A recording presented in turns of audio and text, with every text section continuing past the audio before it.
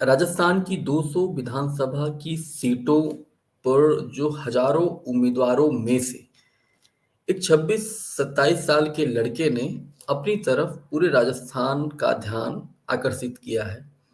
और social media पर लोग उसके बारे में पूछने लगे हैं, राजस्थान से बाहर बाहर के भी जानना चाहते हैं आखिर कौन है वो। नाम है रविंद्र सिंह भाटी, जो साल 2019 में अखिल भारतीय विद्यार्थी परिषद से टिकट मांग रहा था छात्र संघ चुनाव के लिए। जब टिकट नहीं मिला तो निर्दलीय चुनाव लड़ गया और रिकॉर्ड तोड़ मतों से उसने जीत हासिल की। पिछले कई सालों से 2-3 सालों से वे सिउ विधानसभा सीट पर चुनाव लड़ने की तैयारी कर रहा था। बीजेपी में शामिल हुआ। जब टिकट नहीं मिला तो निर्दलीय चुनाव मैदान में उतर गया। रविंद्र सिंह भाटी की उम्र जैसा मैंने बताया 26-27 साल है और उसके सामने हैं कांग्रेस के 84 साल के अमीन खान उम्मीदवार हैं वहां पर। वो ऐसी विधानसभा है जहां पर 2 बीजेपी के हैं और 2 कांग्रेस के। एक एक दोनों पार्टियों के आधिकारिक और एक एक बागी। बीजेपी के वहां पर उम्मीदवार हैं, उनका नाम है स्वरूप सिंह खारा। और एक और लोग थे जिनका नाम था जालम सिंह रावलोत। वो भी बीजेपी से टिकट मांग रहे थे। जब उनको टिकट नहीं मिला तो वो आरएलपी से चुनाव मैदान में है। आरएलपी मतलब जो हनुमान बेनीवाल की पार्टी है। और अमीन खान के पार्टी कांग्रेस के जो बागी हैं, अमीन खान तो उनके आधिकारिक उम्मीदवार हैं। उनका नाम है फतेह खान। वो भी अपनी सभाओं में खूब भीड़ इकट्ठा कर रहे हैं। तो क्या कुछ समीकरण बन रहे हैं रविंद्र सिंह भाटी को लेकर, क्योंकि 2 बीजेपी के 2 कांग्रेस के बीच में निर्दलीय रविंद्र सिंह भाटी। हाल ही में यूपी सीएम योगी आदित्यनाथ ने भी सिउ विधानसभा में एक सभा की थी, जिसके बाद ये बताया जा रहा है कि वहां के समीकरण बदल गए हैं। युवाओं का पूरा जो ध्यान है, जो भीड़ इकट्ठा हो रही है, वो पूरी भीड़ रविंद्र सिंह भाटी की तरफ जा रही है। लेकिन इसके बावजूद ये लोग कह रहे हैं कि योगी आदित्यनाथ की सभा के बाद स्वरूप सिंह खारा जो बीजेपी के आधिकारिक उम्मीदवार हैं, उनके चांसेस जीत के ज्यादा हो गए हैं।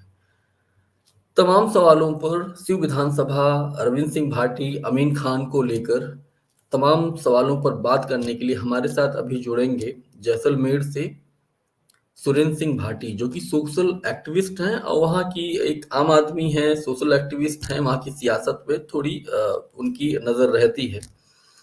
तो उनसे हम बहुत सारे सवाल करेंगे और जवाब जानेंगे। अगर आप ये वीडियो देख रहे हैं और तो चैनल को आपने सब्सक्राइब नहीं किया है तो प्लीज आपसे निवेदन है चैनल को सब्सक्राइब कर लीजिए। योगी आदित्यनाथ जब वहां पर आए थे और वहीं से शुरुआत करेंगे।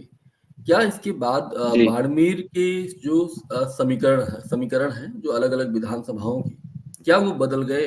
जी योगी आदित्यनाथ जी शिव पधारे थे, लेकिन जो यहाँ के जो लोकल वोटर हैं, जो विधानसभा के चुनाव होते हैं, इसमें किसी भी जो बड़ा पॉलिटिशियन आता है उसका कोई यहाँ पे प्रभाव नहीं पड़ता है। यहाँ पे जो व्यक्ति होता है उसको देख के लोग वोट देते हैं। हम्म। तो बहुत सारे मीडिया जी में इस बात की चर्चा है कि बहुत डिमांड आ रही है मुख्यमंत्री योगी आदित्यनाथ की वहाँ की सभाओं में। और जिस तरह से वो स्पीच देते हैं, बात करते हैं, तो वो लोगों को इंटरेक्ट करता है क्या उधर? नहीं, इंटरेक्ट होता है जब लोकसभा के चुनाव होते हैं, उसमें लोग एक चेहरा देखते हैं, जैसे कि ऊपर नरेंद्र मोदी जी का चेहरा है, उसको देख के वोट देते हैं। तो वहां पे संभव हो सकता है, लेकिन विधानसभा के चुनाव में इस तरह का कोई नहीं होता है। अभी जो लोग वोट मान लो अभी कांग्रेस को दे रहे हैं, वो हो सके लोकसभा में बीजेपी को दे। लेकिन फिलहाल इस चुनाव में कोई इफेक्ट नहीं पड़ता है, चाहे मोदी जी आए चाहे योगी जी आए। तो ऐसा क्यों लग रहा है? मतलब अलग अलग वहाँ की जो जैसे आमतौर पर राजस्थान की पूरी सियासत पे अगर बातचीत होती है तो धर्म जो है पहले नहीं आता था। इस बार बीजेपी की तरफ से बहुत सारे प्रयास किए जा रहे हैं, उन तमाम इश्यूज को उठाए जा रहे हैं। और एक तरीके से देखा जाए तो एक सांप्रदायिक राजनीति जो है की जा रही है, या अपने भाषणों में उसका इस्तेमाल किया जा रहा है। देखो, बीजेपी की राजनीति है वो सदैव धर्म के ऊपर ही टिकी हुई है। हमेशा ही बीजेपी हिंदूवाद के नाम पे वोट मांगती आई है, हिंदूवाद और श्री राम के नाम पे वोट मांगती आई है। इस बार भी उन्होंने वही चलाया है, श्री राम के नाम पर वोट मांगना। जैसे योगी जी आए थे तो उन्होंने भी श्री राम जी के वोट पे नाम मांगे, लेकिन जो पब्लिक है वो कहीं ना कहीं अब ऊब चुकी है कि भाई धर्म के नाम पे राजनीति बंद होनी चाहिए। विकास के नाम पर है या फिर जो व्यक्ति देखकर राजनीति होनी चाहिए, क्योंकि जो पार्टियों के सिद्धांत थे वो सिद्धांत नहीं रहे। आप देख पाएंगे कि 2014 में जब कांग्रेस के सोनाराम कर्नल जो जाट है यहाँ पे, उनको लाकर जसवंत सिंह की टिकट काट कर उनको यहाँ पे लड़वाया था और वो जीते थे। उसके बाद दोबारा फिर उनको 2018 के चुनाव में बाड़मेर में उनको बीजेपी की तरफ से टिकट दिया था, वो हार गए। लेकिन इस बार फिर वो कांग्रेस को सॉरी बीजेपी को छोड़ के कांग्रेस में चले गए। तो पार्टियों की विचारधारा नहीं रही है, तो लोगों ने भी कहीं ना कहीं ठान लिया है कि जब पार्टियों की विचारधारा नहीं रही है, वो इधर उधर हो सकते हैं तो हम क्यों नहीं हो। तो वो लोग व्यक्ति देख के इस वोट कर रहे हैं। और रही बात क्यों भी रविंदर सिंह की। जी बोलिए। हम्म नहीं नहीं, बताइए मुझे। मैं थोड़ा ये समझना चाहता, स्यू में क्या समीकरण बन रहे हैं? कांग्रेस की तरफ से एक उम्मीदवार है, एक बागी है। बीजेपी की तरफ से भी एक उम्मीदवार है, एक बागी है। और वहां पर हनुमान कांग्रेस बेनीवाल की एक पार्टी भी है।